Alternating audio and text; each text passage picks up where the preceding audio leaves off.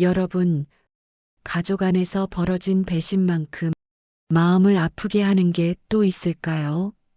오늘 이야기는 형제들이 부모님을 위해 정성껏 모은 적금을 며느리가 몰래 가져다 쓴 사연입니다. 그런데 더 충격적인 건 이미 이혼한 며느리가 남편의 부조금까지 모두 자기 것이라 주장했다는 것이었습니다. 그럼 이야기를 시작합니다. 그날도 저는 평소처럼 장을 보러 나갔습니다. 햇살은 따뜻했고 바람은 잔잔했죠. 저는 그저 아무 일 없는 평범한 하루라고만 생각했습니다. 시장 골목을 걸으며 오늘 저녁 반찬거리를 고르고 동네 사람들과 인사를 나누던 그저 그런 오후였습니다. 하지만 제가 집으로 돌아왔을 때 우리 가족에게 이런 일이 벌어질 거라곤 정말 상상도 못했습니다. 현관문을 열고 들어서는 순간 거실에 앉아 있는 가족들의 표정이 심상치 않았습니다. 무언가 크게 잘못됐다는 걸 그 순간 직감적으로 알 수 있었습니다. 그 시작은 몇 달 전으로 거슬러 올라갑니다. 몇 달 전이었습니다. 큰 며느리가 형제들을 모두 불러 모았습니다. 저희는 모두 거실에 둘러앉았고 큰 며느리는 따뜻한 차를 내오며 조심스럽게 입을 열었습니다. 아버님께 옷 하나 해드려요. 요즘 많이 추워하시잖아요. 말투도 부드럽고 표정도 따뜻했습니다. 정말 부모님을 생각하는 마음이 깊은 며느리처럼 보였죠. 그리고 나지막이 하지만 또렷하게 덧붙였습니다. 우리 형제끼리 적금 하나 만들어서 부모님께 이따금 필요한 것 좀 해드려요. 그 말이 어찌나 예쁘던지 형제들은 모두 고개를 끄덕이며 흔쾌히 동의했습니다. 사실 우리도 늘 부모님께 뭔가 해드리고 싶었지만 각자 생활에 바빠 제대로 챙기지 못했던 터였습니다. 큰 며느리의 제안은 정말 반가웠고 모두가 좋은 생각이라며 손뼉을 쳤습니다. 그래, 그게 좋겠어. 매달 조금씩이라도 모으면 나중에 부모님 여행도 보내드릴 수 있겠네. 둘째가 밝은 목소리로 말했습니다. 셋째도 우리가 진작 이렇게 했어야 했는데 라며 동의했죠. 그렇게 우리 형제들은 부모님을 위한 적금을 시작하기로 했습니다. 그때부터였습니다. 그때부터 형제들은 매달 꼬박꼬박 적금에 돈을 넣었습니다. 각자 형편에 맞춰 조금씩 다르지만 누구 하나 빠지지 않고 성실하게 불입했습니다. 어떤 달은 생활비가 빠듯해도 부모님을 생각하며 꼭 적금을 넣었죠. 형제들은 가끔 모여 이야기를 나눴습니다. 이번 겨울에는 아버지께 좋은 외투 하나 해드려야겠어. 어머니는 무릎이 안 좋으시니까 건강식품도 사드리자. 이렇게 부모님께 좋은 선물도 드리고 나중엔 여행도 보내드리자며 들뜬 마음으로 계획을 세웠습니다. 정말 진심으로 좋은 마음으로 모은 돈이었습니다. 한 푼 두 푼 쌓여가는 통장 잔고를 보며 형제들은 흐뭇해했습니다. 우리가 이렇게 부모님을 위해 뭔가 할 수 있다는 게 참 좋다고 서로 이야기했죠. 그런 순수한 마음들이 모여 만들어진 소중한 적금이었습니다. 하지만 몇 개월이 지난 어느 날, 그러던 어느 날 둘째가 우연히 통장 내역을 확인하게 됐습니다. 사실 큰 며느리가 통장을 관리하고 있었기 때문에 형제들은 매달 돈만 입금하고 따로 확인하지 않았었죠. 그런데 그날 둘째가 뭔가 확인할 일이 있어서 통장을 보게 된 겁니다. 그런데 뭔가 이상했습니다. 입금은 분명 꼬박꼬박 되어 있었습니다. 형제들이 넣은 돈이 정확히 들어와 있었죠. 하지만 중간중간 큰 금액이 빠져나간 흔적이 있었습니다. 처음엔 아버지께 옷을 사드렸거나 뭔가 필요한 것을 사드린 거라고 생각했습니다. 하지만 자세히 보니 이상했습니다. 너무 자주, 너무 많은 금액이 빠져나가고 있었습니다. 둘째의 심장이 덜컥 내려앉았습니다. 혹시 하는 불길한 예감이 들었죠. 그는 서둘러 형제들을 불러 모았습니다. 그리고 확인한 진실은 형제들이 모여 통장 내역을 하나하나 확인했습니다. 그리고 알아냈습니다. 큰 며느리는 시아버지에게 옷 한 벌만 사드렸습니다. 딱 한 번, 처음에만 말입니다. 그 이후로는 부모님께 아무것도 사드리지 않았습니다. 그리고 나머지 적금은 단 한마디 말도 없이 본인이 다 써버렸던 겁니다. 너무나 뻔뻔한 행동이었습니다. 출금 내역을 보니 명품 가방, 고급 화장품, 옷, 그리고 개인적인 용도로 쓴 돈들이었습니다. 부모님을 위한다며 시작한 적금을 자기 마음대로 써버린 것이죠. 형제들은 충격이었습니다. 그 배신감은 말로 표현할 수 없었습니다. 어떻게 이럴 수가 있어? 우리를 완전히 속인 거잖아. 형제들의 분노와 허탈함이 뒤섞였습니다. 믿었던 가족에게 당한 배신, 그것도 부모님을 위한 돈으로 말입니다. 그런데 문제는 이것만이 아니었습니다.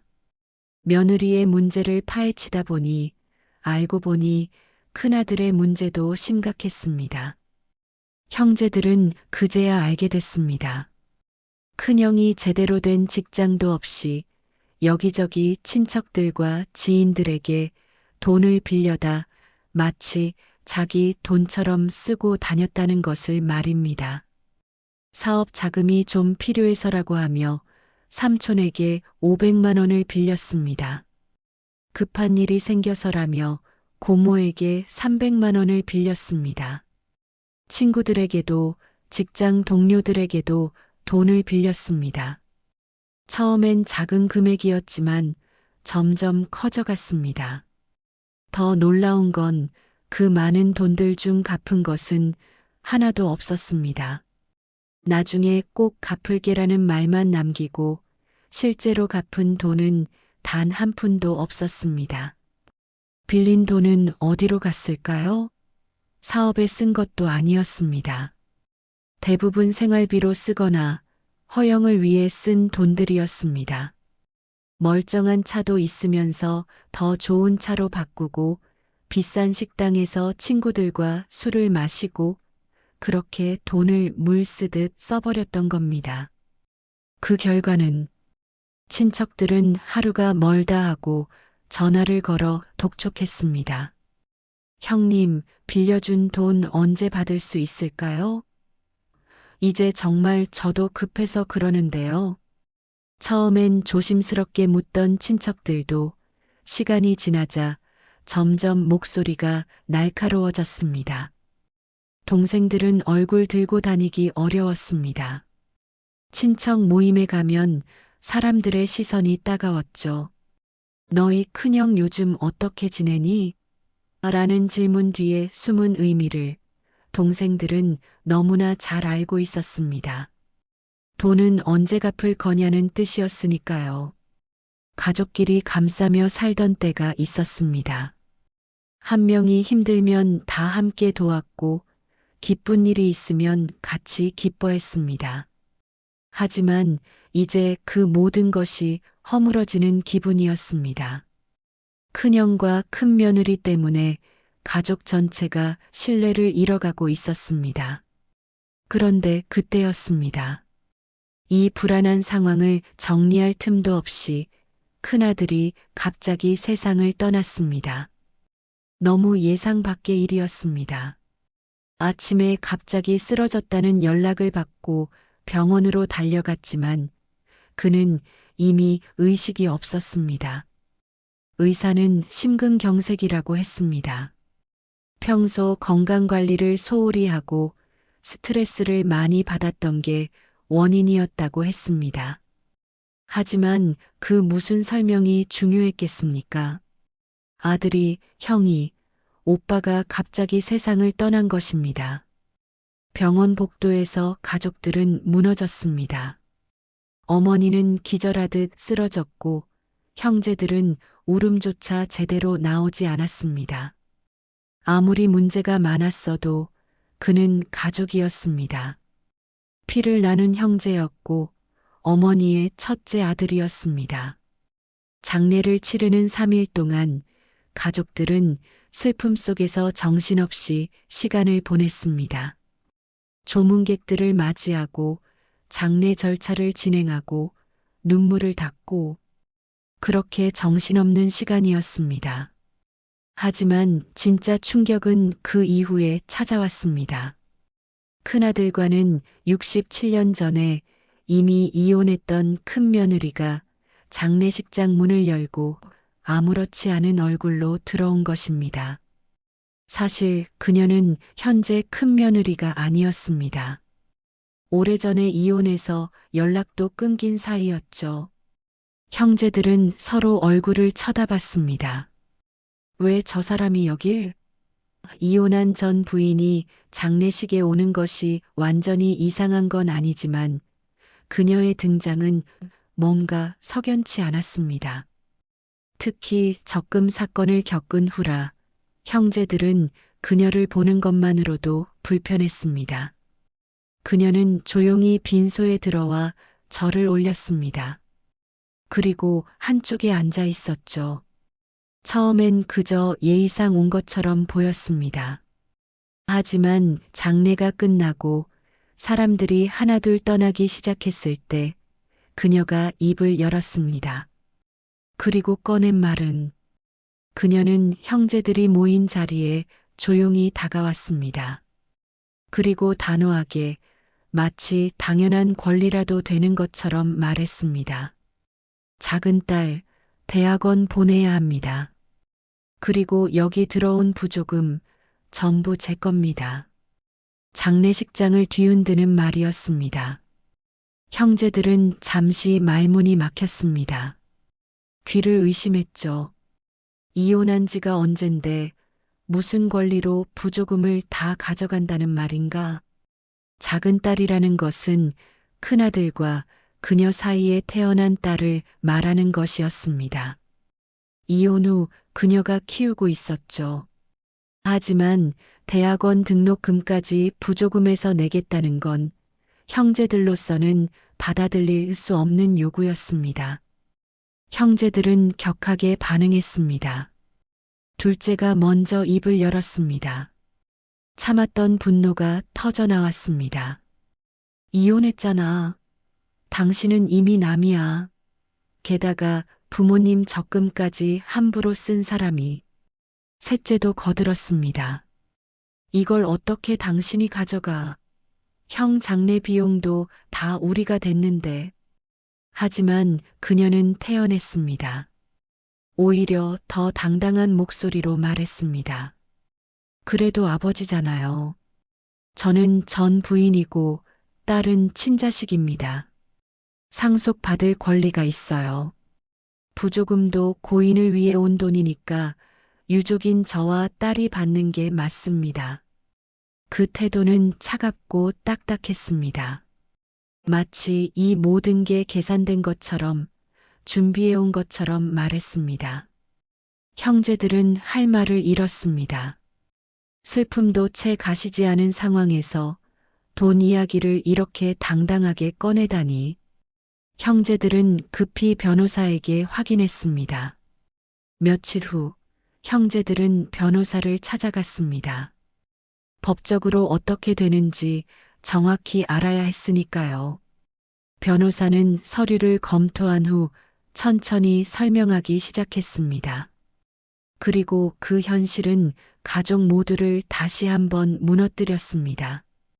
변호사의 설명에 따르면 이혼과 무관하게 자녀는 법적으로 상속받을 권리가 남아있다는 것이었습니다.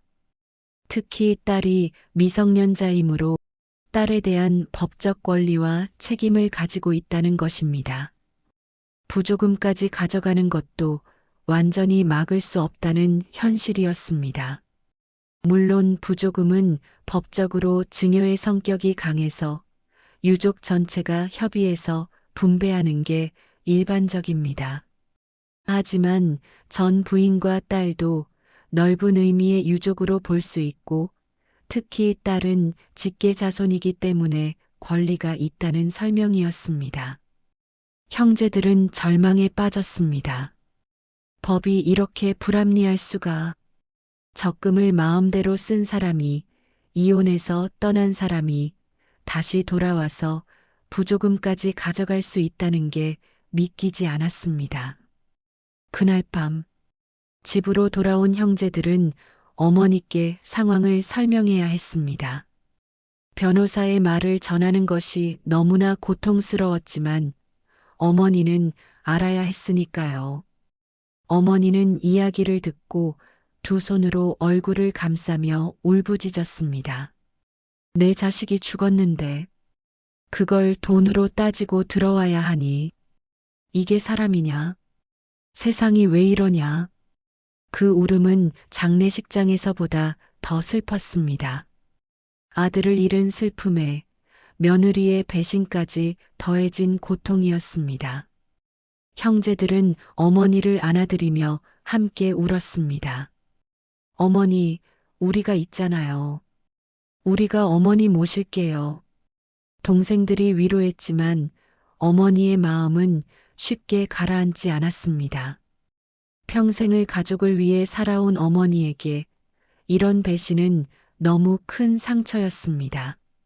며칠간의 침묵 끝에 형제들은 며칠 동안 침묵 속에서 한참을 고민했습니다. 가족이니까 그냥 넘어가야 할까? 아니면 법적으로 끝까지 다퉈야 할까? 마음이 복잡했습니다. 하지만 결국 형제들은 결심했습니다. 더 이상 당하고만 살 수는 없다고, 이제라도 단단해져야 한다고 말입니다. 이런 일 다시는 당하면 안 된다. 이제라도 정신 차려야 해. 며느리 측과는 법과 절차대로 차갑게 처리하기로 했습니다. 부조금은 장례 비용과 큰형의 빚을 정리하는 데 먼저 쓰고 남은 금액에 대해서만 법적 권리에 따라 분배하기로 했습니다. 더 이상 감정에 휘둘릴 힘도 여유도 남아있지 않았습니다. 적금 문제는 증거를 모아서 법적으로 대응하자. 부조금은 정당하게 분배하되 우리가 손해보는 일은 없도록 하자. 형제들은 단단히 마음을 먹었습니다. 그리고 시간이 지났습니다. 몇 달이 지났습니다. 법적 절차는 여전히 진행 중입니다. 며느리와의 합의는 쉽지 않았지만 형제들은 포기하지 않았습니다. 정당한 것을 지키기 위해 더 이상 당하지 않기 위해 끝까지 싸우기로 했으니까요.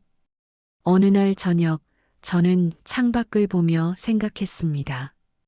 피보다 진한 건 가족이라고 했습니다. 어릴 적부터 그렇게 배웠죠. 하지만 이제는 알겠습니다.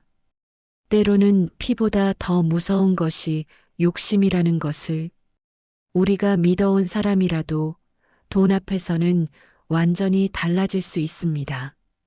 가족이라는 이름으로 모든 걸 용서하고 덮어주려 했던 우리의 선의가 오히려 그들의 욕심을 키운 건 아닐까 하는 생각도 들었습니다.